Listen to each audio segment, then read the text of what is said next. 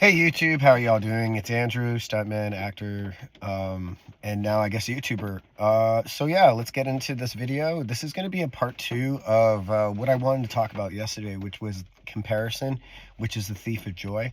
Comparison, we're talking about in the sense of personal ideology yesterday, whereas in today we'll be talking about it as a surrounding influence or a social influence. And what I mean by that is when you when you're involved in these situations, or you're pursuing something at a high performance rate, or you've reached to the level now where it's like it's no longer a casual thing in your life and you're taking whatever you're going through seriously. um One of the biggest challenges for a starving artist or a starving performer or anybody starving in their field is everybody around them comparing them to people that they like. And that's cool and all, but I think that in itself, like, if you're not so I don't want to say egotistical or arrogant, but if you aren't so like self-aware, or not like sorry, let me reiterate that.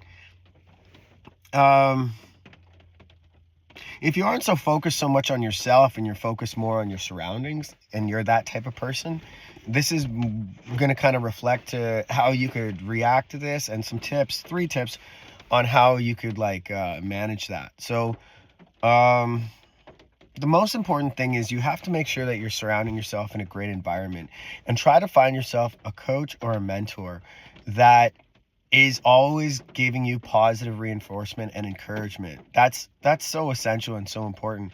And surround yourself with a team of people that cheer you on and see your victories and love hearing you win, because that's really the little things that are going to build up your self-confidence, right? And going to build you up to be a better person as you evolve and grow, right? So it's the little things that are going to get you uh to grow.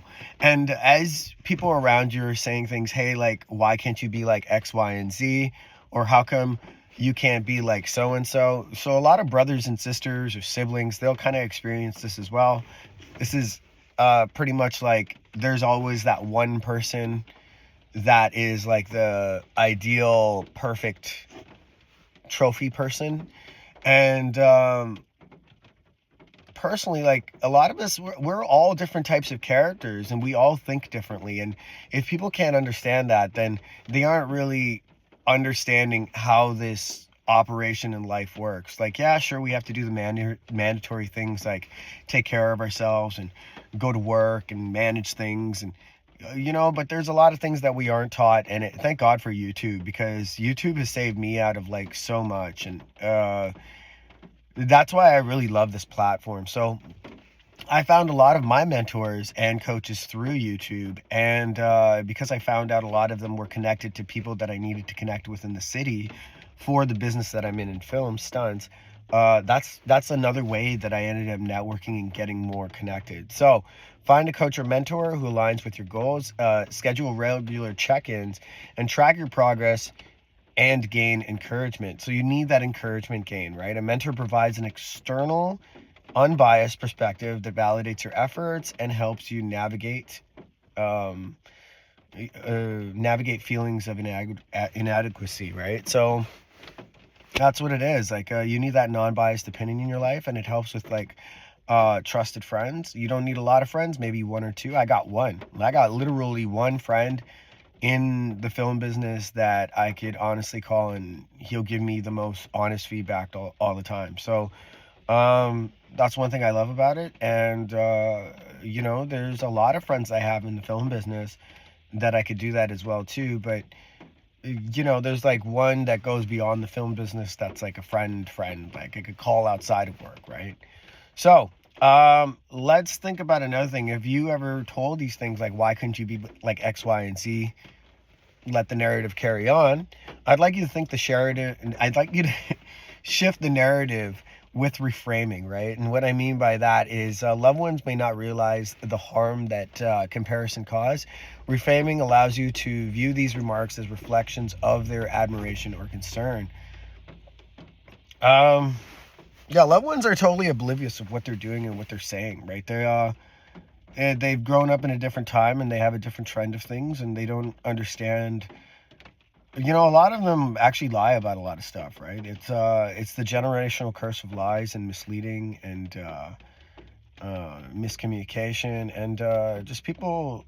Like there's not a lot of people in that previous generations onwards that appreciated each other or really loved each other, validated each other's like existence, right? Like you had to earn the existence, right? So and that's where like a lot of this taps into like the mental health part of this channel, because um that's kind of the narrative that I'm pushing into, because I want this to be like, I know a lot of people use the term safe space. It is kind of like a safe space. I want you to come here and just find these points and notes that could really resonate and reflect and relate. And if you feel like you have something you want to talk about, or you could relate to a story, I'd love for you to write it in the comments, or if you have any questions, I'd love that too, because it will help with like some topics of new video ideas and how we could like grow as a community, because I feel I'm losing a lot of my friends and athletes and peers to mental health, and so much more could be accomplished, and the world is too big to succumb to your own enemy, right? So when someone compares you, respond with a statement like, I appreciate you, and I appreciate to see that you see the greatness in them, but I'm building my own unique path, right? I'm building my own unique journey, path, whatever term you want to use, but acknowledge the fact that these guys hit you up and they're comparing you and you're like, hey bro, what, show with that.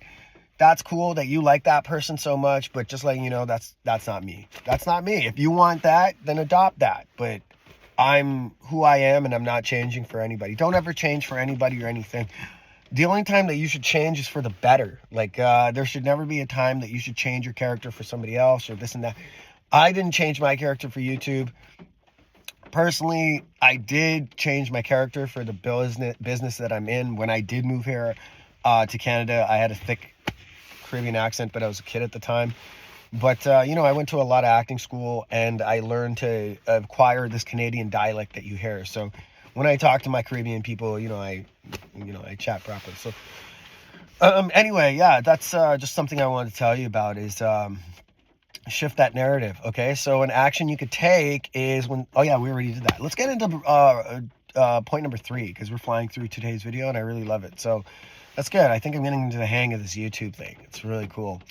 Build an internal validation system. This is really important, because every time that, in the previous video I mentioned, make sure to document the times that you might have a negative reflect on your own personal self. Well, now this time you're going to flip the script and you're going to document the fact of like, this individual said something about you. Okay. Now this is where like you have to do the Kobe Bryant approach, right? I like to call it the Kobe Bryant approach, because he writes names down. He doesn't go and wreck the whole scene. Now you aren't like, when you go and you like in your environment and you're taking things over, this isn't your work environment. This is your social environment, right? And you're taking names in your social environment and you're taking numbers and you're keeping notes and you're tacking history dots. Sorry, and you're taking names, right? You're taking names and you're taking numbers. You're keeping notes, right? Like, don't let anything slide. Don't let anything slip. Document everything. Even with family, close friends, like, not the close friends that I'm talking about that you could trust and everything, but like the close friends that like, that you're doing business with and just things like that. Document things. Make sure you protect yourself first. It's really important. You want to create that validation, right? So when you write that on the wall and you're like, yo, this person said X, Y, and Z, say for instance, Peter from marketing said that my sales were the weakest in November, right? And I'm like, yo, Peter, in our business class, Peter, dude, October just happened. People are saving up their money for December, but Peter doesn't care. He has way more sales than you and he thinks he's better than you, da da da da da. And the boss now comes in and starts saying, hey, yeah, why can't you be like Peter? All right, okay, all right. Christmas is around the corner, December, you go in and you just have Peter's number. If Peter had 600 sales in November, you come in with 1,200 sales in December, and you crush Peter. You turn Peter to dust, right? So that's a good example of doing it, right? So this is the alternate approach. This is the Kobe Bryant approach, right? So yesterday, or the previous video number 4, was the Michael Jordan approach, right? So, I got a burp. Sorry. Create a success journal, right? Document that, right? Where you write out your daily wins, no matter how small the victory. The victory is so important. Remember, document all your little tiny victories. That helps with growing as an individual. Your little diet that you might have done, your little 10,000 steps, whatever it is, those little things matter, right? No matter how small.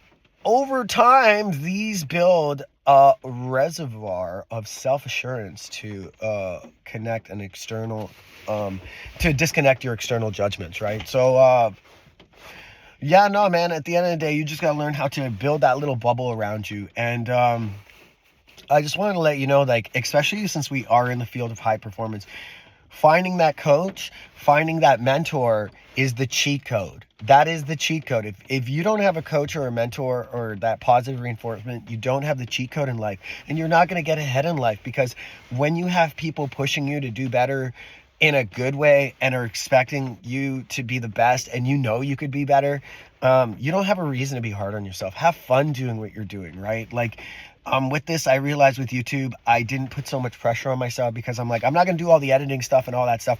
I'm just going to have fun with it. And I just know how to, like, express my thoughts and share my thoughts with people. Okay. So, that was step number 1. Step number 2, just a reminder, shift the narrative, with reframing. So, when people start saying this and that about you, great, that's cool that you see this from them, but I'm a different person, and that's just how it is. Too bad. Like it or love it, that's who I am. That's it. No questions, no, nothing else. Done. This is you being the confident version of you and putting your foot down, because this is what it's got to be, bro. That's bro, it's sis, whoever it is, but this is what it has to be, right? And build an internal validation system. Make sure that you're documenting all your little wins. All your little wins matter. They may not matter to a lot of people right now, but guess what?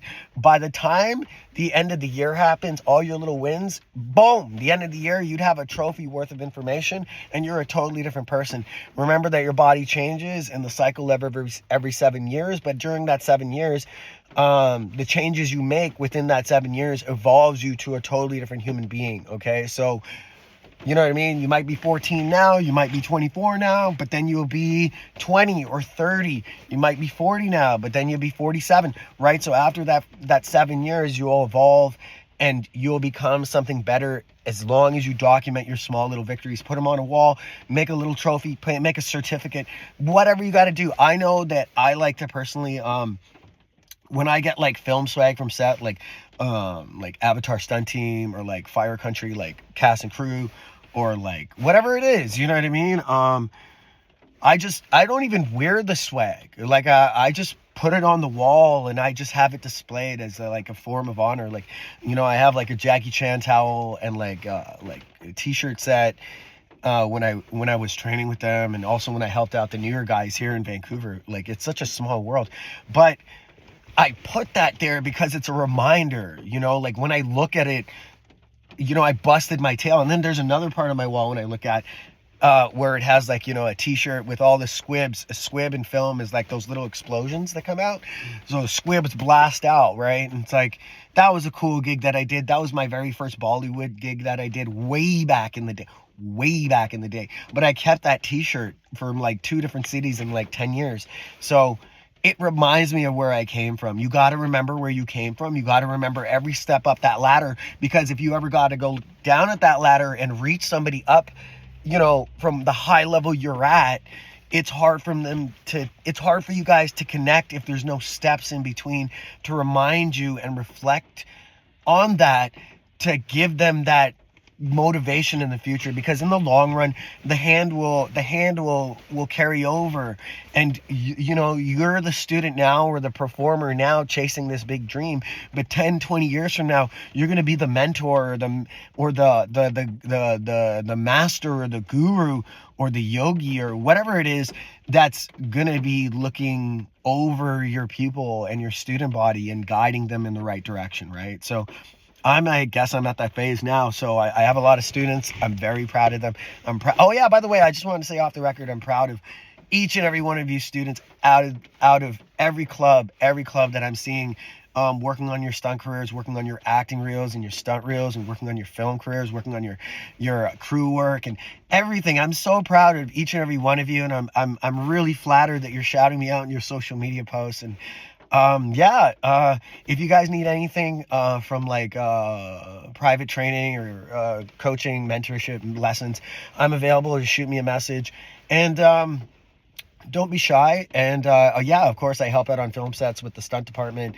And I'd love to help out in any way. If you've got a UBCP project or an actor project that you need a stunt guy or a stunt performer, I'm here to help out. Other than that, I'll be coming out with another video very soon. And this was part 2 of the comparison is the thief of joy. The comparison is the thief of joy video chapters. So there was 1 and 2. Yesterday was for your personal psyche. Today was for the influence around you coming in.